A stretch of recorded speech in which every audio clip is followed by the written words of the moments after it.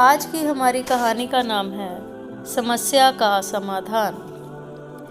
किसी शहर में एक व्यक्ति था। वे हमेशा दुखी रहा करता था। उसे हमेशा ऐसा लगता था कि उससे दुखी व्यक्ति संसार में और कोई नहीं है। जब भी कोई उससे बात करता तो वे अपनी समस्याओं का बखान करने में लग जाता था। थोड़ी देर में साथ वाला व्यक्ति उठकर चला जाता। इस बात से तो वह और भी परेशान हो जाता कि उसकी बात सुनने वाला तो कोई भी नहीं है। एक दिन उसे पता चला कि शहर में कोई महात्मा आने वाले हैं जिनके पास सभी समस्याओं का समाधान है। ये जानकर वे महात्मा के पास पहुंचा। उस महात्मा के साथ हमेशा एक काफिला चला करता था जिसमें बहुत सारे ऊंट भी थे।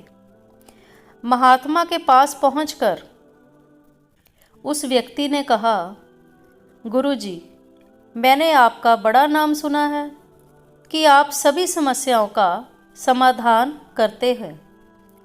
मैं तो बहुत दुखी व्यक्ति हूँ। मेरे इर्द गिर्द हमेशा बहुत सारी समस्याएं रहती हैं। एक को सुलझाता हूँ तो दूसरी अपने आप पैदा हो जाती है। मैं अपनी आप बीती किसी को सुनाता हूँ तो कोई सुनता ही नहीं है। दुनिया बड़ी मतलबी हो गई है। अब आप ही बताइए कि मैं करूँ तो क्या करूँ। महात्मा ने उसकी सारी बातें ध्यान से सुनी और कहा, भाई, मैं अभी तो बहुत थक गया हूँ, परंतु कल सुबह मैं तुम्हारी समस्या का समाधान अवश्य करूँगा। इस बीच तुम मेरा एक काम कर दो। मेरे ऊँटों की देखभाल करने वाला आदमी बीमार है। आज रात तुम इनकी देखभाल कर दो। जब सभी ऊँट बैठ जाएं, तब तुम सो जाना। मैं तुमसे कल सुबह इस बारे में बात करूँगा। अगले ही दिन महात्मा ने उस आदमी को बुलाया। उसकी आंखें लाल थी। महात्मा ने पूछा, तो बताओ, कल रात कैसी नींद आई?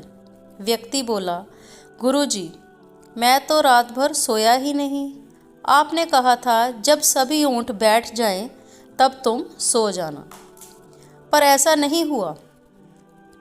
जब भी कोशिश करके एक ऊँट को बिठाता तो दूसरा खड़ा हो जाता था। सारे ऊँट बैठे ही नहीं रात भर, इसलिए मैं रात भर सो ही नहीं सका। महात्मा जी ने मुस्कुराते हुए कहा, मैं जानता था कि इतने ऊँट एक साथ कभी नहीं बैठ सकते, फिर भी मैंने तुम्हें ऐसा करने को कहा। ये सुनकर वे व्यक्ति बहुत क्रोधित हो गया और बोला, महात्मा जी, मैं आपसे हल मांगने आया था, पर आपने भी तो मुझे परेशान ही कर दिया। महात्मा बोले, नहीं भाई, दरअसल ये तुम्हारे समस्या का समाधान है। संसार के किसी भी व्यक्ति की समस्या इन ऊँटों की तरह ही है। एक खत्म होगी तो दूसरी अपने आप खड़ी हो जाएगी। अतः सभी समस्याओं के खत्म होने का इंतज़ार करोगे तो कभी भी चैन से नहीं जी पाओगे। समस्याएं तो जीवन का ही अंग है। इसे महसूस करते हुए जीवन का आनंद लो। जीवन में सहज रहने का यही एक उपाय है।